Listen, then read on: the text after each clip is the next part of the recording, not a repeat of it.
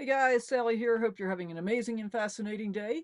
I'm recording this on Sunday, March 31st. Happy Easter to those of you that celebrate that, and happy Sunday to everybody else. It has been 4 weeks since I have published a video.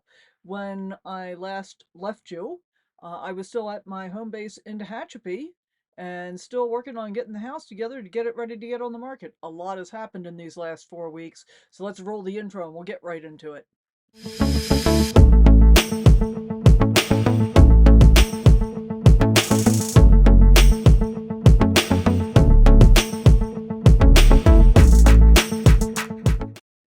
First of all, thank you so much for being here. I have really missed being in front of the camera and getting to share some of the stuff that's been going on with you. You guys asked me to document this process of getting rid of the sticks and bricks.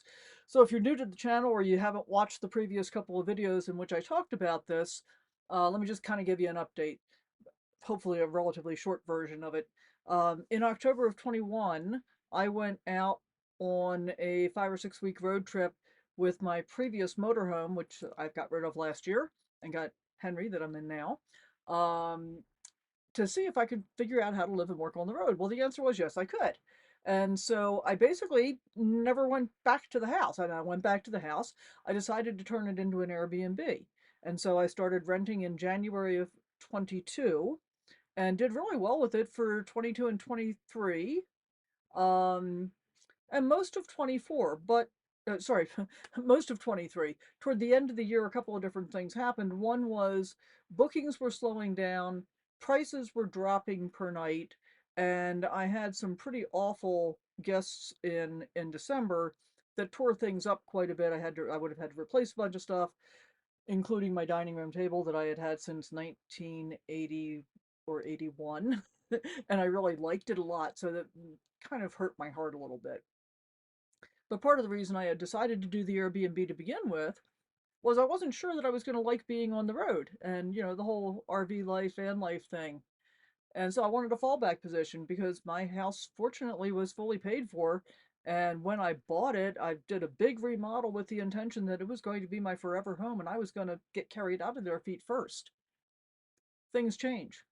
Always be open to change, guys. I think that is so, so, so important to be open to the fact that things might change. And what I've decided over the past 2.5 roughly years is that I love my RV life, and there is still so much for me to see and do. I'm not in any hurry to get off the road. And for that reason, well, for that reason and several others, one is I was thinking about it long and hard. I have gotten so used to living in a small space that even if I decided to come off the road, I don't really need a big house. The other thing I know is that I don't really want the responsibility of a big house at this point. And again, be open to change because I could change my mind at some point in the future. It could happen. You just never know. So there's that. And if I decide to come off the road and I don't want to own a house, I can always rent. I can do what a lot of people have done. I can buy a piece of land. I can put a tiny house on. I can do a whole bunch of different things. But at this point, I have no intention of coming off the road. The other thing that could happen is, I'm not a spring chicken, even though I feel like it most of the time. But, something could happen that causes me to be unable to continue to travel, unable to continue to drive. And so I've got to take all of those things into consideration. And it is possible that, I could get forced off the road for some medical thing that at this point, I can't even imagine what it would be because I'm totally healthy. I don't take any medications. I don't have any ongoing issues. Well, I do have glaucoma, but technically, my surgeon was able to reverse a non-curable disease, so pretty good with that. Anyway, so that's how I got to this point. And when last I left you 4 weeks ago, I was still in Tehachapi, California. I'm actually in New Mexico now, and I was still working on getting the house ready to go. And so part of what I had to do was I had to go through everything that I had sequestered during the whole Airbnb process. And I did that in two locations. One was a third bedroom, which had been my gym. I had a big power rack and free weights and all kinds of stuff. Um, Maybe I'll put a little clip in here. We'll see from my powerlifting days.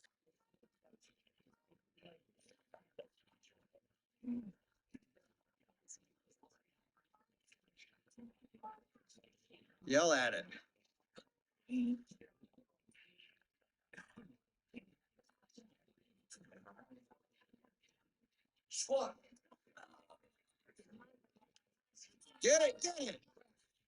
Um, but I had all of that stuff, and I didn't want to leave it available for the guests because I had visions of people being in there with kids and the kids unsupervised and throwing weights around and hurting their siblings and whatever. Just, you know, the liability issue I couldn't imagine. So I locked up that bedroom, and anything I wanted to be climate controlled, I put in that bedroom. So that was like one of the things. And another big issue that I had to take care of was I had a rather large safe full of many guns. I used to be a collector. Haven't collected for quite some time, but I also hadn't divested myself of anything. And I mean, when you think about the fact that I live in, I think I calculated this is about 172 square feet. I certainly didn't have room for a gun safe in here. I didn't have space for a gun safe in here, so I had to get rid of that stuff. Well, it's California, guys, and California is kind of tough in a lot of different ways, and gun laws are one of them. So I called a friend of mine that used to have a gun store in California, and I said, "Look, here's my situation. What should I do?" And see, I can say this now because none of that stuff's in here anymore. He said, "If I were you, I'd put it all in a duffel bag, take it to Arizona, and sell it there. Go to a firearms dealer. We get about 50 or 60% of what the stuff is actually worth, but you won't have to hassle with it, and it's easy to do, and the paperwork will be easy." And I went to a combination pawn shop and gun store in Arizona, in the Tucson area, and I can't remember the name of it right now. I think it was the Hub. I'll double check that, and if I'm wrong, I'll put it on the screen here for you. But the guys there were like super nice. It took a while to get through everything because I had a fair amount of stuff, and they had to look up all the values, and we had to agree on them. And you know, basically, did I get what the stuff was actually worth? If I would have paid, you know, sold it all individually? Nope, didn't. Did I get a super easy process working with a couple of really nice guys that took care of me and I don't feel like I got ripped off? Yes, I got that. And for me, it was really mostly a matter of wanting to be able to divest myself of all of this stuff that had been a part of my life for so long that no longer served me. I mean, think about that. Think about the fact that I live in 172 square feet, and everything that I own that is not real property, that would be a house, we'll come back to that in a moment, but everything I own is here with me. This is everything I've got. It's awesome. I love it. It is so much simpler to have so much less involved. What do you see, Kit? You want to come say hi to the people? Hey, Kit, come here. Come say hi. Come say hi. There we go. There we go. That's my good boy. And we'll tell you all about what's been going on with him a little bit too. Yes, yes, we will. Who's a good boy? You're a good boy, aren't you? Yes, you are. So having everything with me is like super wonderful. So the whole firearms transaction went really easy. It just, you know, took a couple hours, not that big a deal. Um, and then the estate sale. So I was still at the house at that time. I was still getting everything ready for the estate sale, figuring out what I was going to do about the firearms, for example, and the wine and so forth. Um, and I had way more paper to deal with than I thought I was going to have to. I had tax records from 1983 forward to I think about 2014. And unfortunately, every single one of those had my social security number on every single page of it. I shredded and shredded and shredded for several days on end to get rid of all of that kind of stuff that had, you know, potentially damaging information that if somebody went to the trouble to go through documents, could have put me in trouble. So I'm at the house and I'm going through all of this stuff, and then the garage. Holy moly. I had so much stuff in the garage, some of which were things that I had you know, kind of shoved in there that would otherwise have been in the house but didn't need to be climate controlled. And I had thought when I went back that I was going to take my e-bike with me, and I looked at it and I ultimately decided not to.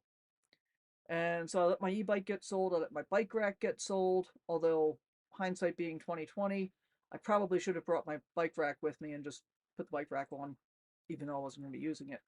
Because I had intended to make that part of a cargo carrying rack I want to get built for the back end of this. Oh well, hindsight's 2020. But then there were also things that I hadn't really thought about but did bring. And so an example of that is I have a SodaStream sparkling water maker that I bought in 2017. I used it all the time when I was at the house to make my own sparkling water. And I generally only made, plain sparkling water. You can do flavors and stuff. But I always made it plain, and then I would add lemons or limes or whatever, cucumbers, whatever I wanted to it to make it some kind of flavor when I wanted a flavor, which wasn't very often. But I had found this was an interesting thing to me too. So, and I'm saying this stuff in part in the hopes that you get something useful out of this. And I can't thank you guys enough for sticking through, and watching my videos, especially when you get all the way to the end. I mean, it really is very, very gratifying to me. I super appreciate your time in doing that. And hopefully you get something useful out of it. So anyway, what I had found over the past like 7, 8 months, well, I've not done much better in the past like 6 months or so. I had found that I had developed the habit of drinking like three, occasionally four light beers a day, which are pretty low at alcohol content. So it wasn't about the alcohol. What I finally realized was I wanted the carbonation, but I won't drink soda because I don't want sugar or artificial sugar. So 4 or 5 months ago, probably 5 or 6 months ago now, I started buying sparkling water in cans again. Well, now I got a lot of can trash to deal with. Plus, it's expensive. I mean, even when you buy it, cheap at Costco or Sam's Club, it's still expensive. And man, an 8 pack of just plain sparkling water at Walmart is like $3.72. So as I was sitting here editing this, I thought, let's just do that math and see what it works out to be cost wise. And it's pretty interesting because that $3.72 8 pack of 12-ounce cans is roughly just under 3 liters of sparkling water. And the cartridges for sparkling water to make it in the soda stream, when I do the recharge from Target, cost about $16, I think. So, and that makes 60 liters. So when you do the math of the cost of the 8 pack at 3.72, basically that comes out to $75, $76 for 60 liters of sparkling water. And I'm paying, 16-ish. So I'm saving about 50 bucks. Pretty impressive, actually. Now I'm even more glad I did it this way. Okay, back to my ramblings. That seems kind of crazy to me. So I had the soda stream since 2017. You go to the customer service desk at Target and you take back your soda stream cartridge that's empty. You can turn that in and buy one that's been refilled for like $16 and change. They're about $35 to buy a new one. And it's easy to control. I don't get all of the trash and so forth that I would have from the cans. So I'm, saving the planet and saving my storage space because one of the things for nomads that's most difficult is getting rid of trash. So the less trash you generate, the better. So I've been really enjoying having that along. When I'm parked someplace for a while, I can put it up on the kitchen counter and leave it there. Otherwise, if I'm only someplace for a day or two, I just get it off my spare bed, use it as I need, and put it back. What else did I bring? Left over from the Airbnb, I brought as much toilet paper, paper towels, and Kleenex as I could pretty much cram into my spare laundry hamper and store in my um, shower. So hopefully I won't have to buy any of that stuff for quite some time. That'll be a bonus. And it's in terms of not adding weight, it's it's disposable, so it's getting used up, and the weight gets lighter the more it gets used. What I didn't want to do was bring along a whole bunch of stuff that was going to add a lot of weight and not really add value to my life. Um, about the only thing in terms of memorabilia that I brought, two things actually. One is a cookbook that my mother got, I think, in 1941, and I've had since the late 70s. And it's dear to me because it's how I learned how to cook, and it's pretty much how my mother learned how to cook, although she was not a very good student. Sorry, Mom in heaven. She really was not a good student of cooking, and she admitted it. She didn't like to cook. She didn't enjoy it. It was just a chore that had to be done. And I remember eating some horrible things in my childhood, like a cheap cut of beef that was boiled with noodles. Who does that? I can't even imagine it anymore. On the other hand, one of the other cheap things that we had that I did enjoy quite a lot was Westphalia and cabbage. Westphalia is basically pig butt. It was good. I liked it. Haven't had it for a long time. I don't even know if you can buy it as Westphalia anymore. I might check that out sometime, even though I haven't eaten pork for a number of years. Anyway, all the stuff, right? And then, oh, the other thing that I brought was, because I have an electronic keyboard piano, I didn't really have any sheet music. So I have a fake book. And a fake book is simplified versions of songs that were popular. I mean, I've had this fake book for probably 20 or 25 years, but it's got over 1,200 songs in it. So when I get a few spare minutes, I really want to start playing the piano again and, mess around with that. But other than that, pretty much everything else I just left behind. Now, I got to tell you, I wasn't really expecting to get a whole lot out of the estate sale. The whole reason that I did it was that I wanted to simplify my life. And to me, what was simpler was having somebody else have to deal with all the stuff. Um, and so I hired the estate sale company, and they come in, they do all the staging, they do all the pricing, they value things that are of value. Took me a little longer to get done what I needed to while I was there, but eventually I did. And then I got out of there as quickly as I could, and my next stop was in Quartzsite. I needed to get my engine serviced, and I had been very happy with the work that American Custom Tire had done when they made my custom made valve stems for the rear dualies. And they also service motorhomes because they've got big bays. And so I went there to get, and it was on my way. So I went there to get my engine serviced for the first time. And their take is that even using full synthetic oil, I should not go the full 7,500 miles that Ford says I can. They recommend no more than 5,000. And I think what I'm going to do is I'm going to kind of judge it based on how much mountainous type driving I'm doing. If I'm doing a lot of up and down mountains, then I'll probably do it on a shorter interval. But otherwise, it's hard for me to believe that Ford would not be recommending an interval that is adequate for the driving conditions that it expects a motorhome to encounter. So we'll see. So I got that done, got to hang out with friends for a couple of days. That was fun because they were still in Quartzsite. I think almost everybody is out of there now. I think my last two friends are leaving tomorrow and Wednesday. One of them is heading to New Mexico, so hopefully get to see her at some point during the summer. So my summer plans are to spend pretty much all of the spring and summer in New Mexico, visiting a lot of the state parks. They've got an amazing state park pass program for non-residents, which may be going away. There's talk about that. But at this point, I paid $225 for the pass, and it entitles me to camp in any New Mexico state park for up to 14 days at a time for free. And then you got to leave for 6 days. But you can go back to that park if you want to, once you've been gone for 6 days. So we just spent 2 weeks at Caballo Lake State Park, which is south of Truth or Consequences. I'm not going to tell you where I am right now since I'm still here. And we're not entirely sure exactly when we're leaving yet. We think we're probably leaving tomorrow or Tuesday because we're both kind of running low on food. It's been weeks. Um, so, so far, it's been a pretty good experience. We were in Quartzsite.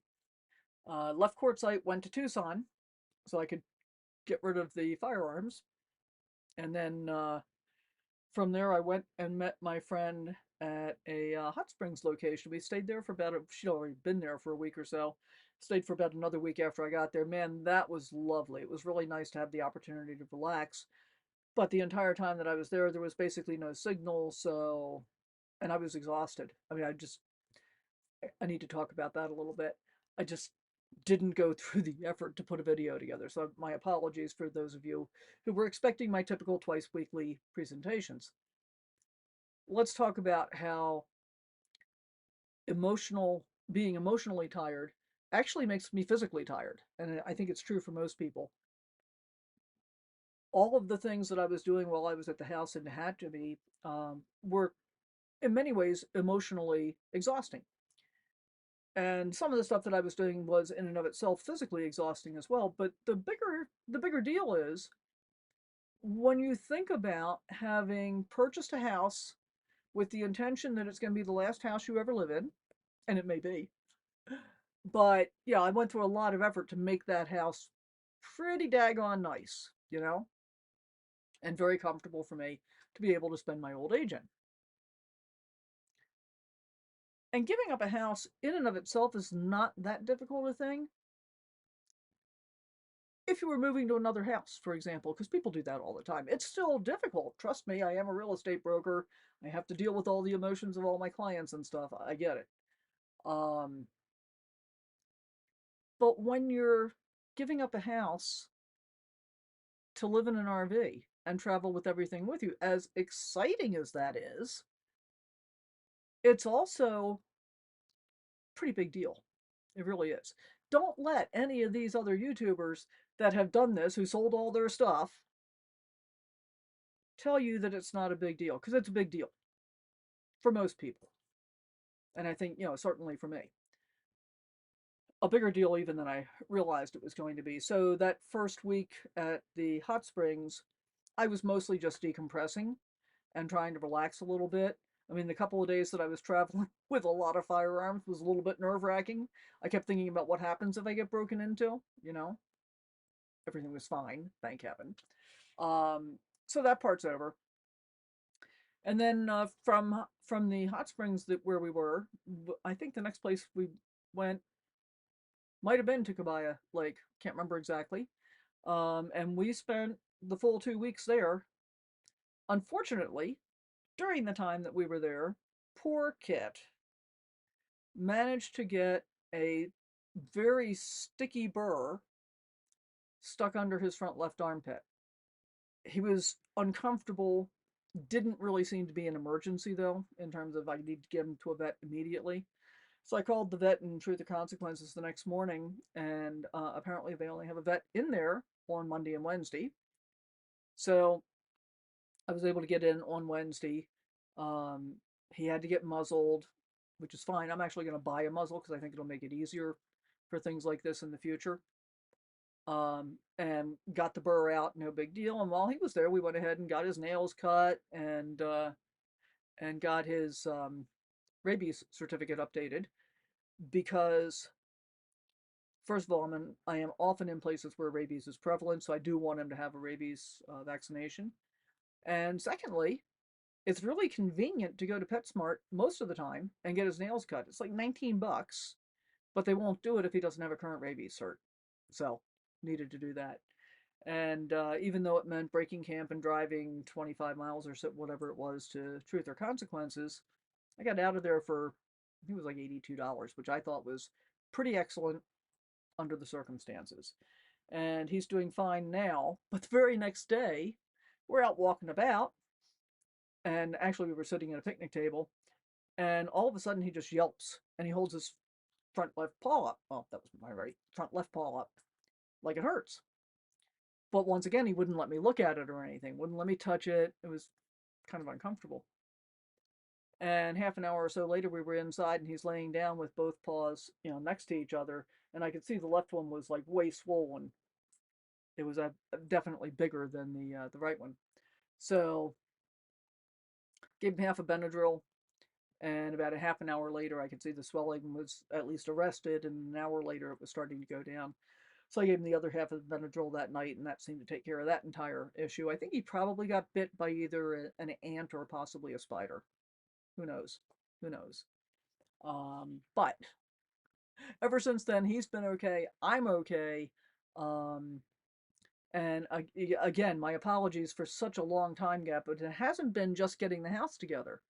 One of the things that I do is I volunteer with the Tehachapi Arts Commission. We put on a big art show in July every year, um, and it's really worth going to if you can get into the Tehachapi area for that. In fact, I think I'll put a link in the description below so that you can go ahead and purchase tickets for the VIP extravaganza. It's a great evening. I won't be there this year, which is going to be a little bit strange for me, but it's a great evening. All the artists are there. All of the art is there. You get the opportunity to purchase art if you want to before the general public gets admission on Saturday and Sunday. And all the proceeds from the tickets go to a fund that we are building in order to be able to cast a statue of a skateboarder in bronze and place at Tehachapi Valley Recreation and Parks District offices as part of their Arts in the Parks program. So we're pretty excited about all of that. But the event is kind of fast approaching at this point. So there's an awful lot of stuff I have to be doing for that. And I've been trying to keep all that caught up. working on a website redesign for that organization with a contractor that we've hired to do that.